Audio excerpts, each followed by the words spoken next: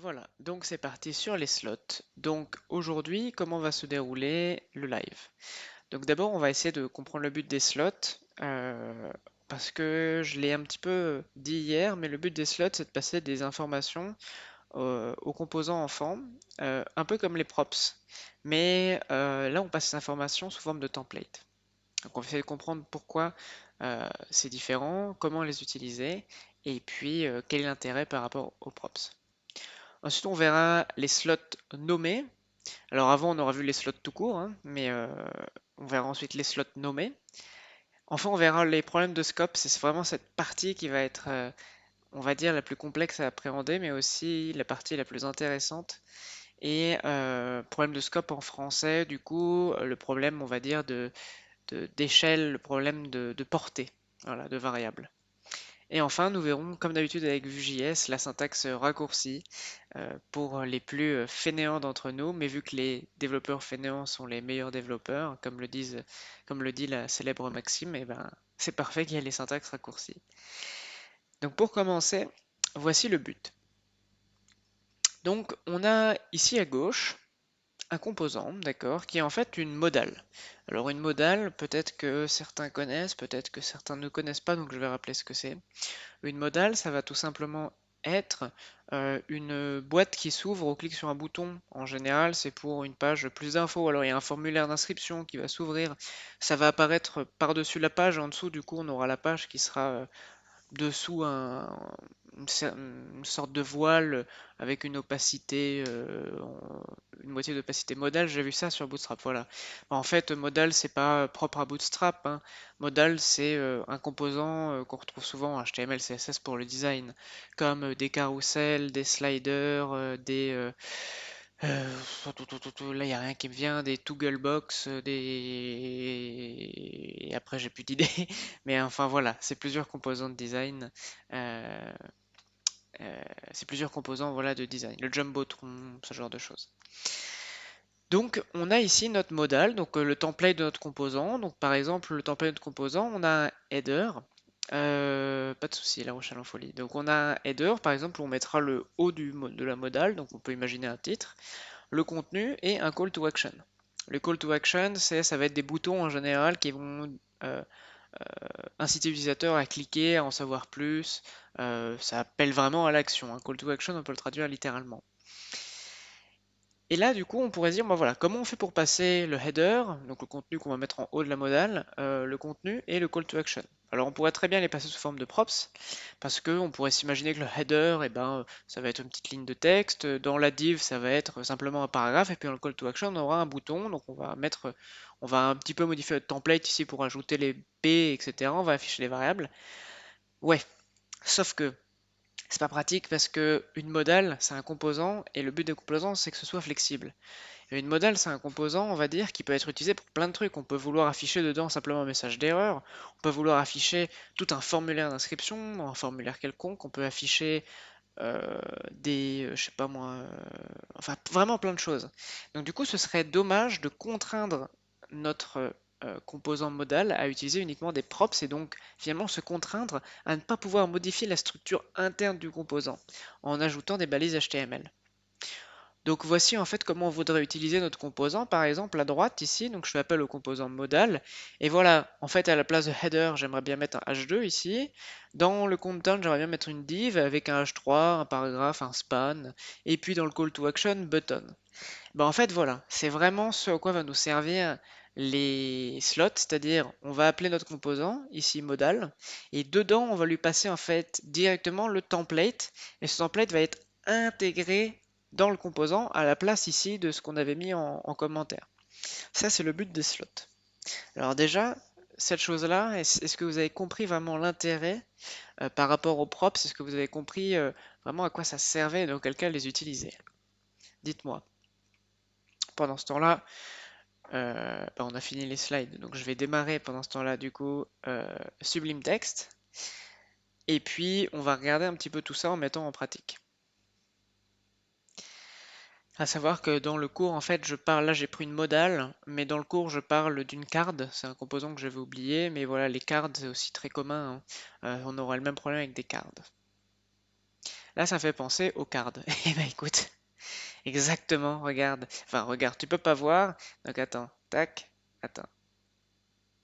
Ah mince, j'arrive pas à basculer. Euh, Attends, ça arrive, voilà. Tac, regarde, donc ça c'est le cours. J'aimerais le mettre dans une carte. Donc, exactement, c'est exactement ça. Allez, je retourne, je remets ça de l'autre côté. Tac, et on va continuer. Donc maintenant qu'on a vu à quoi ça servait, on va voir comment utiliser ça. Donc en fait, on va commencer par un composant du coup basique. Bah, par exemple, je vais reprendre tout simplement notre composant modal. euh, donc, du coup, je vais faire un vue component. Donc notre composant modal, j'avais mis, donc on va avoir, pour le moment, je vais simplement mettre une chose simple, donc le header. Je vais déjà mettre un titre basique, on va dire, hein, vous allez comprendre pourquoi. Et ensuite, je vais mettre du coup ici, c'est là qu'il y aura notre content. Content, oula. Et puis, on va s'arrêter là pour le moment au niveau du template. Puis évidemment, export default, etc., si on a besoin. Et ici, du coup, je vais avoir un composant qui appelle, je vais grossir, tiens, je sais pas si vous voyez bien, qui appelle du coup modal. Donc modal, et donc on voulait lui passer en contenu, simplement ici maintenant, je sais pas moi, un paragraphe avec du lorem ipsum. Voilà. Alors comment on va faire? Si on fait simplement ça, on va avoir une erreur en fait, le code ne sera pas pris en compte.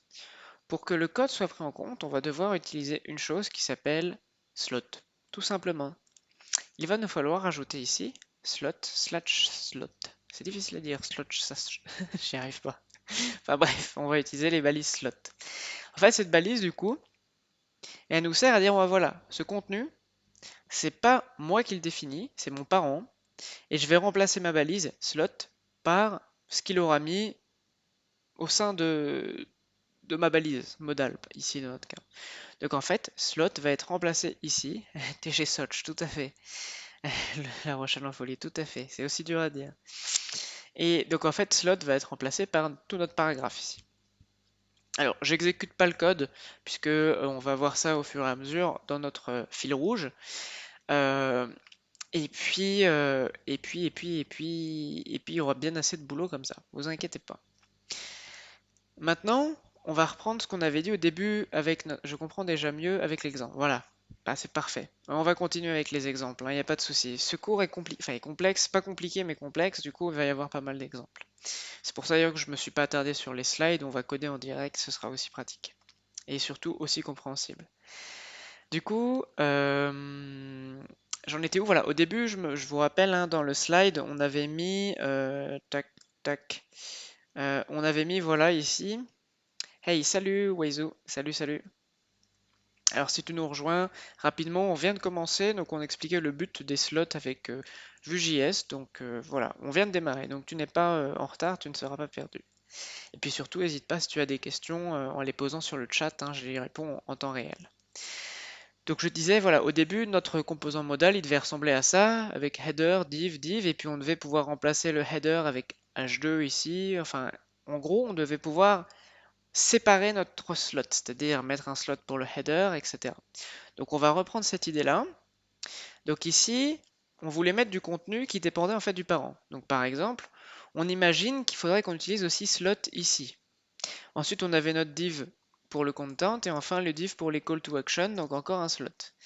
Alors, le problème, c'est que si on fait ça, ici, comment on fait pour dire aux composants, eh ben, écoute, cette partie-là, par exemple, le H2, il va dans le header, titre, le P, il va dans content, et puis les deux buttons que je vais créer, ils vont dans la partie call to action.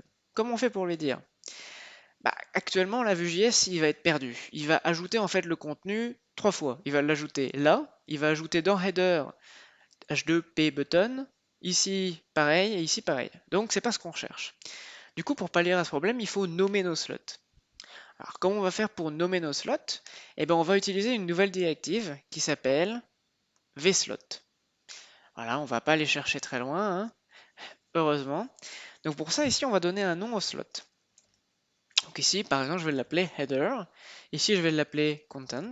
Et ici, je vais l'appeler call to action. Pour raccourcir, je vais mettre call to simplement. Voilà, je ne vais pas enregistrer. Et donc ici, comment je vais faire? Bah, j'utilise la directive. Donc ici, le H2, il va où? Eh ben, il va à la place de slot qu'on a nommé, je crois, title. Header, pardon. Title, c'est dans le cours que j'ai écrit. Donc, ici, on va mettre vslot, d'accord? Et donc, on va lui donner le... pardon, je me trompe de page, voilà. Donc ici, vslot. Et donc ici, on va mettre header. Ici, vslot, quoi donc? Vslot content. Et enfin, ici, on a deux, donc on va pas mettre sur les deux vslot call to, hein, loin de là, parce que du coup, il faut bien comprendre qu'un slot, c'est un ensemble. On peut avoir plusieurs slots qui ont le même nom, en fait.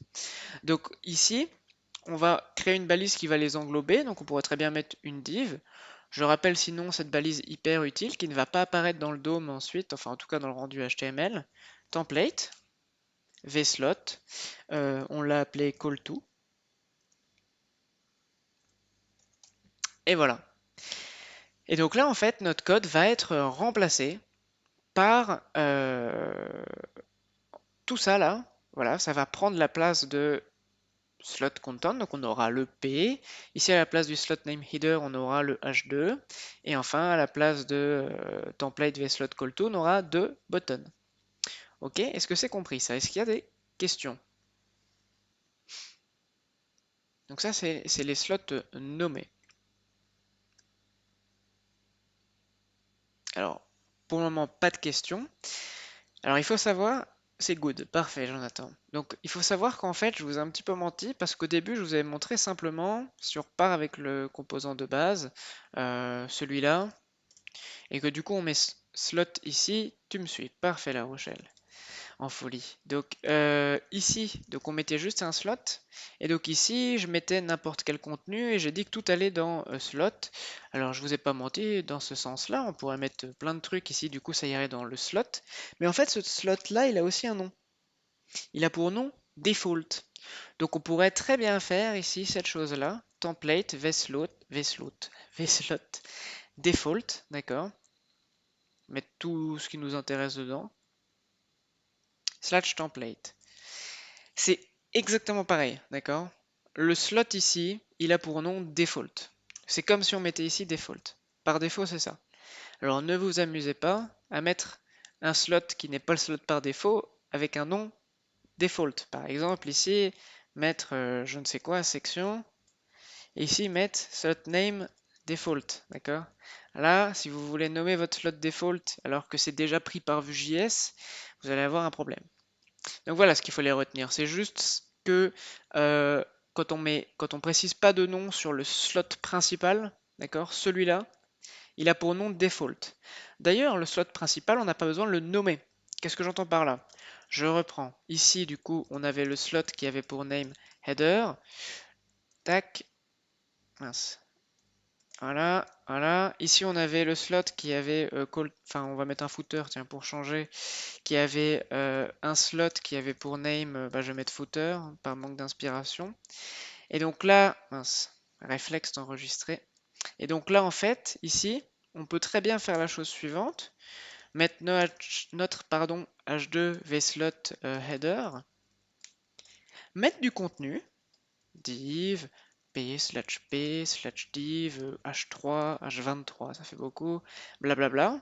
Et ensuite, quand on est prêt, mettre, je sais pas moi, button, et donc là, vslot footer. Et donc du coup, tout ça là, ça va aller dans le slot principal, ici. Encore une fois, c'est équivalent à ce qu'on fasse la chose suivante. Ici, du coup, template, vslot default, hop, mince, tac, et tac. Voilà, je pense qu'on a fait le tour des slots nommés, c'est ce qu'il faut retenir. Alors maintenant, on va reprendre le projet qu'on avait démarré dans les précédents lives et également qu'on avait vu aussi dans le cours par écrit. Alors pour ça, on va reprendre le terminal. Alors là, j'étais sur un autre projet avec Laravel, donc on va sortir d'ici. Je suis dans pas dans Development, je suis dans CD Tutorials et c'était mon projet, je crois. Voilà. Et donc npm run serve. Voilà, on va démarrer vue CLI. Pendant que ça démarre, je vais pouvoir supprimer mes deux fichiers et reprendre le code. Donc ici, on avait vu quoi? On avait vu le composant photo. Il y a un composant par défaut qui est généré par vue CLI, on s'en fiche, hein. On le dégage. Ensuite, on a app.vue et le main.js comme d'habitude. Il n'a toujours pas fini. Allez, parfait. On peut du coup maintenant aller voir le résultat. Donc on en était là.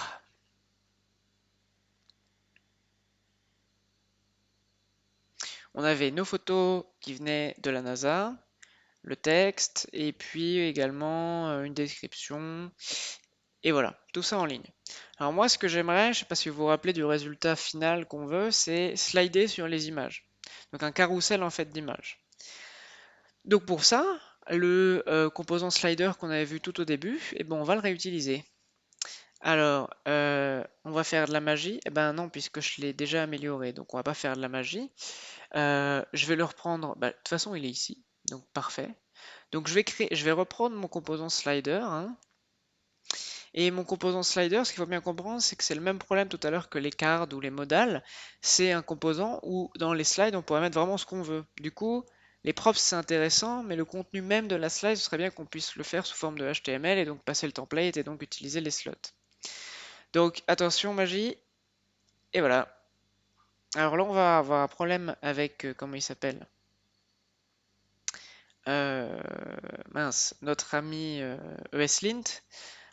Parce que j'ai pas mis les bons espaces, etc. Alors je crois que je l'ai désactivé entre temps, mais on va voir ça. Donc je vais l'appeler slider, voilà, slider.vue. Et voyons voir ce qu'il nous dit. Il nous dit rien, peut-être qu'il l'a. Ah bah oui, non, c'est normal, je l'ai appelé nulle part. Et donc ce slider, on en aura besoin directement dans app.vue. Donc je vais l'importer. Import. Import quoi? Slider from ./components slider, les sliders point vue. Attention. Eh ben non, c'est bon, j'ai bien désactivé ESLint. Donc pour le moment, pas de souci, hein. De toute façon, on fait rien de plus, rien de moins, donc pas de changement d'affichage. Alors l'idée maintenant, comme je le disais, c'est d'utiliser... alors, en fait, je vais quand même revenir rapidement sur le slider. Je l'ai modifié un petit peu. Euh, Ici, du coup, vu qu'on veut utiliser le slider, non plus sur des slides qu'on avait mis au début, on avait mis, je sais pas si vous vous rappelez, un tableau avec flower, quelque chose comme ça. Alors maintenant, on veut passer différents éléments. Donc les slides, c'est sous forme de tableau, d'accord? Et donc en fait, ce qui se passe, c'est que je passe les, les slides, donc en fait, les données du slide sous forme de props, mais qu'ensuite le design de chaque slide, je vais le passer sous forme de slot. Ok? Sinon, c'est le même composant que d'habitude, hein. Rien de changé. Ok. Donc on continue. Donc ce que je veux faire, c'est du coup mettre le slider pour chaque photo. Donc comment on ferait déjà pour appeler le slider? Bah, slider, on a vu qu'on avait une props qui s'appelait slides. Donc moi, qu'est-ce que je vais passer en slides? Bah, je vais passer nos photos. Et slash slider. Ok, parfait. Alors là, on va avoir un slide avec des photos, nickel, mais on n'aura pas notre slot. En fait, en slot, on veut quoi? Bah, on veut notre composant photo.vue. On va commencer à mélanger les composants. Attention, c'est là que ça va devenir un peu compliqué. Donc ici, à l'intérieur de slider, je vais passer mon composant photo. Mince. Tac. Alors désolé pour l'indentation qui est des fois sur deux tabs, des fois sur un seul tabs. Euh, Sur quatre tabs, pardon. Donc en gros, c'est ça qu'on veut. Allez, essayons naïvement un petit peu comme ça. C'est parti. Alors on voit qu'on a bah, en fait toujours nos photos. Ah bah je crois qu'il va falloir que je fasse un vider les caches d'abord.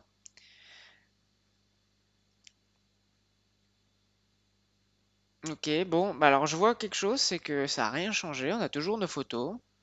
Super, on n'est pas aidé avec ça. Et ensuite, tout en bas, il n'y a rien qu'à changer. Alors on n'est vraiment pas aidé. On va regarder ce qui se passe en inspectant l'élément. On aura peut-être une erreur. J'ai peut-être fait une erreur de syntaxe tout simplement, hein. Fail to resolve component slider. Ah, ça c'est bête. Ah oui, en effet. Ah bah oui, je l'ai pas appelé là. Voilà, ce sera mieux. Pareil, je revide les caches. Et on est reparti pour un tour.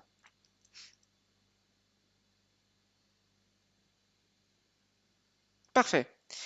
Donc qu'est-ce qu'on voit là? On voit aller à droite, aller à gauche. Donc on a bien en fait notre slider qui est mis là, hein, div, etc. Par contre, on voit qu'on a bah, toutes nos photos. C'est parce qu'on veut, nous on est une photo par photo. Et si je fais aller à droite, eh ben il se passe rien de différent. C'est un peu dommage. Pourquoi? Alors essayons de comprendre ce qui se passe. Ici, du coup, on est passé en slot photo, V4 photo, donc une liste de photos, hein. Donc en gros, à chaque fois, on a passé figure avec l'image, le fig caption dedans. Donc on a plein de figures fig caption ici. Donc on a passé ça dans slider. Et qu'est-ce qu'on affiche ici? Le slot. Donc en fait, on est en train de dire au slider, sur chaque slide, d'accord, une slide c'est ça, tu m'affiches toutes les photos.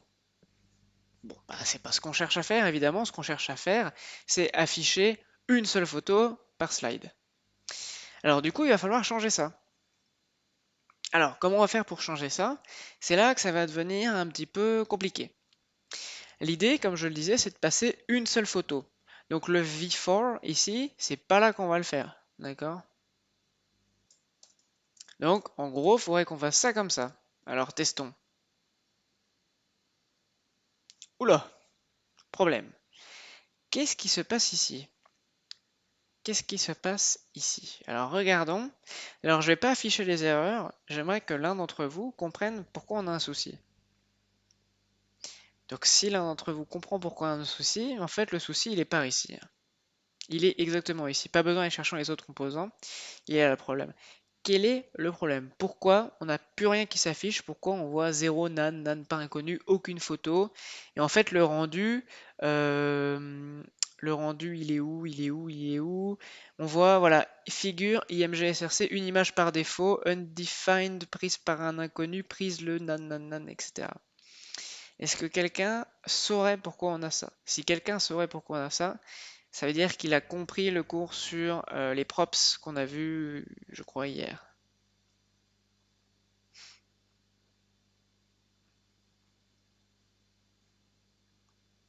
Alors, personne n'a d'idée apparemment.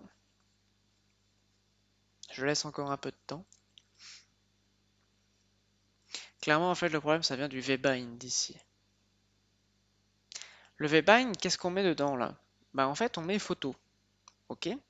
Je rappelle que du coup, vbind, là, on attend un objet qui contient URL, l'URL de la photo, virgule, je sais plus moi, copyright, explanations. Sauf que la photo, c'est quoi? Est-ce qu'on a un élément, soit dans nos data, soit autre part, qui s'appelle photo?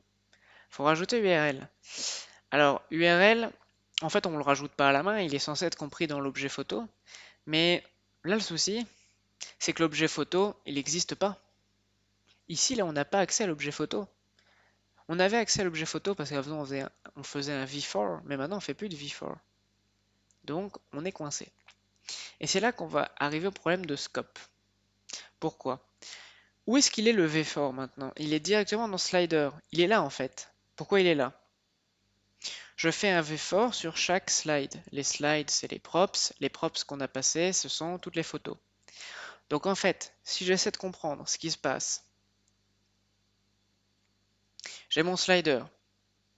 Ici, je parcours photo après photo.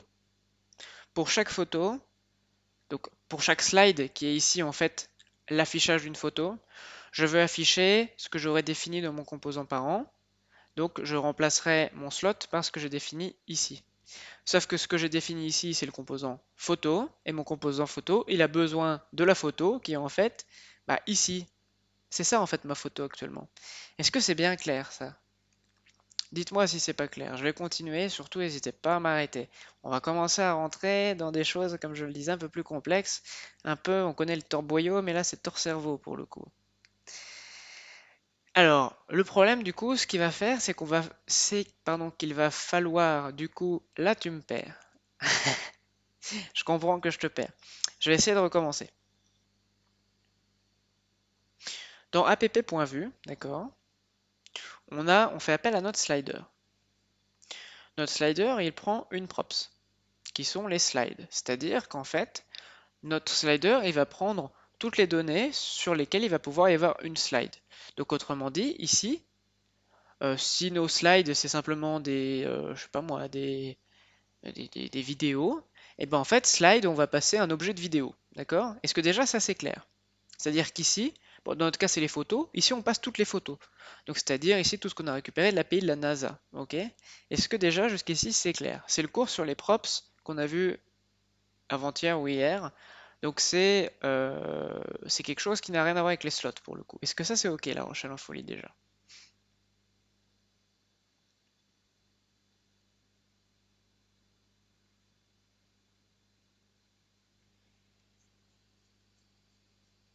Ok, bon faudra que je revoie le cours. Ok, ça marche. Pas de souci. Mais quand tu l'auras vu, n'hésite pas à poser tes questions. Donc je répète quand même, donc on passe ici les photos. Et ici en slot, on veut simplement personnaliser l'affichage des photos du coup, qu'on a passé en props. L'affichage des photos, c'est le composant qu'on a défini pour chaque photo, c'est tout ça. Donc on veut le réutiliser, pour ça on le passe dans le slider. Photo du coup, c'est ce qu'on a mis en template dans le composant slider, donc c'est ce qui va être ensuite appelé dans slot. Problème, c'est dans le composant enfant qu'il y a les données qui nous intéressent, parce que les données d'une photo, en fait, ici s'appelle slide, d'accord? Je pourrais l'appeler photo ici. Tac.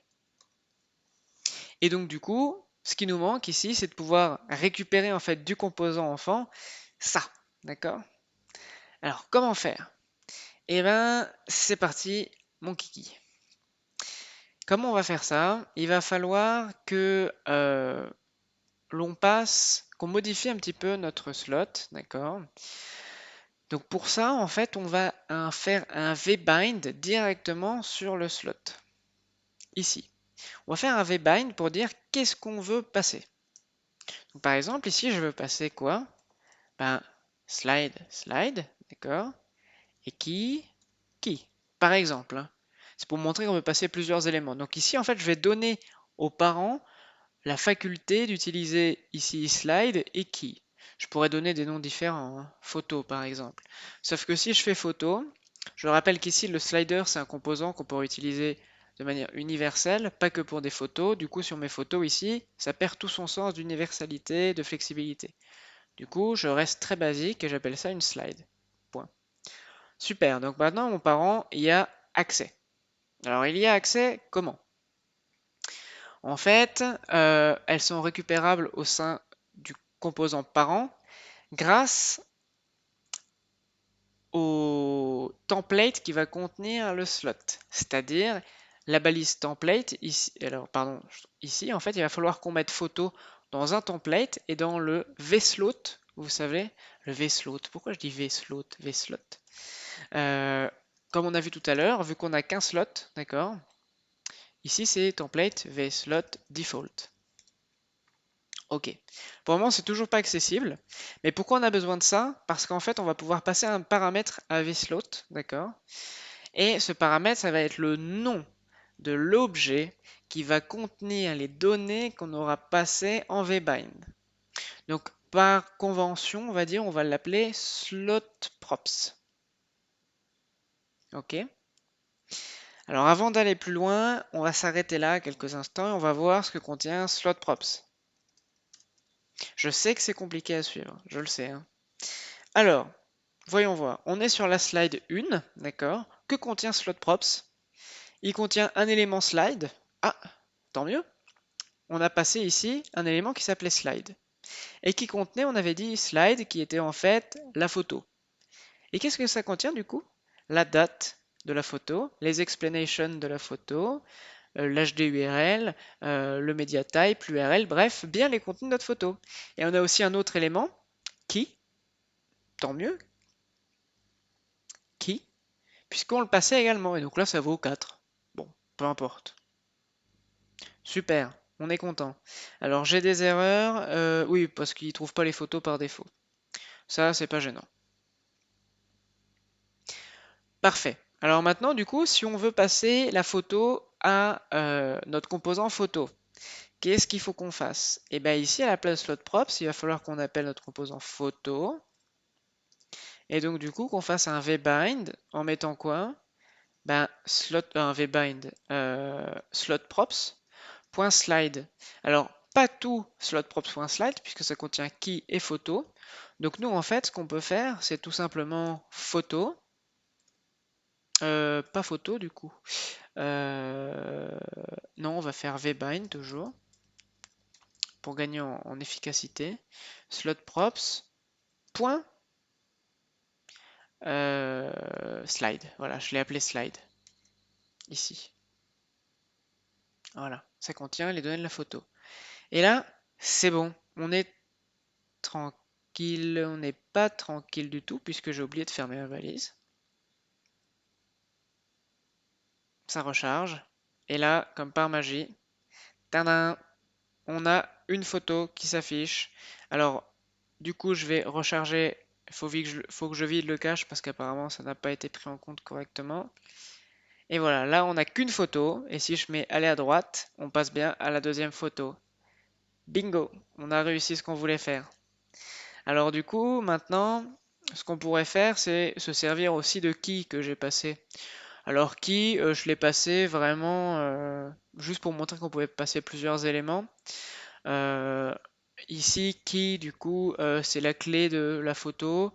On pourrait très bien du coup afficher ici, je sais pas moi, H1, pas un H1, mais par exemple H2, photo, numéro, slotprops.key. Bon, voilà. C'était juste vraiment pour montrer qu'on pouvait passer plusieurs éléments à slotprops, hein, mais voilà, photo numéro 1, du coup ici 2, 3, etc. 0, 16. Bon, voilà. Super, on est content. Bon, allez, accrochons-nous encore, il nous reste quelques petites choses à voir. Là, en fait, ce qui se passe, c'est quand même pas très clair. On est en train de manipuler des photos et donc du coup, on passe des slides. Alors, oui, ici dans Slider, on gardait le nom slide parce que c'est universel. Top mais costaud le cours. Ouais, et c'est pas fini. On continue un petit peu. En fait, ici du coup, donc je le disais, ici on avait gardé slide parce qu'on voulait que ce soit universel, flexible, et donc on pouvait pas ici préciser vidéo, photo, je sais pas quoi. Mais ici, pour le coup, on sait ce qu'on traite. C'est pas ce qu'on traite, pardon. C'est pas universel. On traite ici une photo là. C'est clair et net. Donc du coup, c'est un peu bizarre de dire qu'on va passer à une photo slotprops.slide. Quelqu'un qui reprend notre code, ou alors si on reprend notre code 3 mois après, on va se dire mais qu'est-ce que c'est que ça slotprops.slide? Pourquoi j'ai fait ça? Ce qui serait bien du coup, c'est de dire ok, j'ai passé slotprops.slide, mais ce serait bien quand même qu'on ait un équivalent pour dire bon en fait slide c'est une photo. Heureusement, avec ES6 maintenant, on a quelque chose qui s'appelle le Destructuring Assignment. Donc, peut-être que ça vous dit rien, faudra regarder sur ES6, peut-être que ça vous parler en fait quand je vais l'écrire. En fait, ici, on va pouvoir modifier un petit peu notre texte en mettant quoi? On ne va plus mettre slot props. En fait, on va directement dire que chacun des éléments qui sont passés dans par vbind ici, là, pardon, on va modifier leur nom. Donc, on passe ici une slide, et en fait, la slide, maintenant, on va l'appeler photo. Et qui, on va l'appeler index, ou photo number. OK? Et donc, du coup, c'est quand même beaucoup plus clair de pouvoir mettre ici photo number, on comprend mieux ce qu'on fait. Et ici, du coup, photo tout court. Et là, on se dit, ah ouais, c'est bon, je comprends ce que j'ai fait. Et le résultat est strictement le même, il n'y a pas de souci. On regarde si on n'a pas des fois une petite erreur de syntaxe, un view warning ou quoi que ce soit, dû à, je sais pas, un oubli quelconque. On n'a pas d'erreur, on n'a rien. Nickel. Donc là, en effet, quand on reprend notre code, on se dit, ah, slide, c'est quoi ça? Ah oui, d'accord. Template vslot. Donc c'est mon enfant qui me le passe. Et du coup, ok, dans mon cas, c'est une photo. Je sais ce que c'est. Nickel. Super. Et ben voilà, on est arrivé quasiment au bout. On a fait toute la partie qui concernait vraiment les slots. Maintenant, on va passer à la partie syntaxe raccourci, puisque toujours avec vue, comme je le disais, on a du raccourci. Donc, au lieu d'utiliser vslot, alors tiens, comment dire, questionnaire. Pour von, on avait vu qu'il y avait un arrobase. Pour vbind, on avait dit qu'on pouvait remplacer par deux points. Par quoi on peut remplacer vslot à votre avis? Quel caractère? Celui qui trouve, bah, je sais pas en fait. Il a toute ma reconnaissance. Qu'est-ce qu'on pourrait bien avoir comme syntaxe raccourci pour vslot au lieu de simplement vslot? Un dollar. Non, c'est pas un dollar. Bien essayé, Jonathan. Non, ça va être ici un dièse. Ou comme diraient les gens habitués des réseaux sociaux, et c'est pas mon cas, des hashtags. D'ailleurs, je sais même pas si dièse en anglais ça se dit hashtag ou pas. Enfin, j'imagine que oui, mais enfin bref, un dièse en bon français. Du coup, ici, on va supprimer tout notre vslot par default, comme ça, avec un dièse. Et voilà, on a un code super classe qui utilise super bien les slots. Et là, on est bon. Ok, parfait. Est-ce que il y a des questions? Alors peut-être qu'il n'y en a pas parce que c'est tout chaud encore dans la tête et que du coup on se dit bon, j'ai pas tout compris mais il faut simplement que je retravaille le cours et ça va aller mieux. Si c'est ce cas-là, pas de souci. Si vous avez des questions là sur le tas, n'hésitez pas, même à chaud, hein. Il y a vraiment pas de souci, je peux répondre à toutes les questions. Et ceux qui ont loupé par exemple les cours précédents, peut-être Weizu, peut-être du coup La Rochelle en Folie, n'hésite pas si tu as des questions, j'y reviendrai du coup hors enregistrement parce que l'enregistrement on a déjà parlé, et vu que ça a été ajouté ensuite au cours en replay, ça évite que tout le monde revoie encore les réponses aux questions du cours précédent. C'est gentil La Rochelle en folie. Il faut s'exercer pour assimiler toutes les infos. Ouais, en programmation de toute manière, euh, et je dirais même en informatique en général, c'est bien de savoir la théorie, mais tant que tu pratiques pas, ça rentre pas. C'est en ayant des bugs, en se confrontant aux difficultés qu'on progresse vraiment, vraiment, vraiment. Et d'ailleurs, c'est plus on a de bugs, plus on va vite à développer, puisque les petits bugs, ensuite on les a déjà rencontrés 25 fois, on sait d'où vient notre erreur. On n'a pas besoin de lire l'erreur en entier, on sait d'où ça vient, et puis on sait comment débugger à force. Voilà. Ok, alors apparemment il n'y a pas forcément de questions. Encore une fois, n'hésitez pas à m'en poser par la suite sur le Discord de Training Dev par exemple. Et également, vous pouvez tout à fait prendre un cours avec moi sur l'assistance de Training Dev euh, s'il y a besoin, donc 15 minutes si c'est une ou deux questions, ou plus s'il y a besoin, il n'y a pas de souci. Et puis voilà. Ok. Et bien écoutez, pour les slots, c'est terminé. C'était une partie complexe mais super utile. On a vraiment fait le tour des slots là, tout ce qu'il y a à voir, faut s'exercer comme l'a rappelé Jonathan. Et donc, que concernera la prochaine partie? Alors la prochaine partie, maintenant qu'on a vu vraiment la communication parent-enfant, on va voir maintenant la communication enfant-parent. C'est-à-dire, bon, bah, par exemple, je clique sur un enfant, sur pardon, l'élément d'un enfant, j'ai envie que ça se répercute sur mon parent. Typiquement, ce qu'on va mettre en place, c'est une modale. On va mettre la modale et cette modale, elle va avoir dedans du coup un bouton fermé. Mais le bouton fermé, il va falloir que ça donne l'instruction au composant parent de ne plus display la modale. Donc évidemment, il va falloir qu'on utilise la communication enfant-parent et donc ça se fait par l'émission d'événements. Alors c'est plus simple hein, que les slots. Le cours est plus court. Là, on a vraiment fini la partie, on va dire, complexe, longue. Euh, Donc voilà, rassurez-vous. Et ensuite, on aura quasiment terminé puisqu'il ne nous restera plus que les composants dynamiques et le souci de vie modèle avec les composants, mais ça c'est plus court comme partie. Et du coup, on va bientôt arriver aussi à la fin de notre fil rouge. Voilà, et ben écoutez, je vais couper le live et puis on se retrouve pour les cours en tout cas. Enfin, que je vais couper le live, je vais couper l'enregistrement, pardon, et on se retrouve dans tous les cas pour le chapitre précédent, pour le chapitre suivant sur la communication enfant vers parents.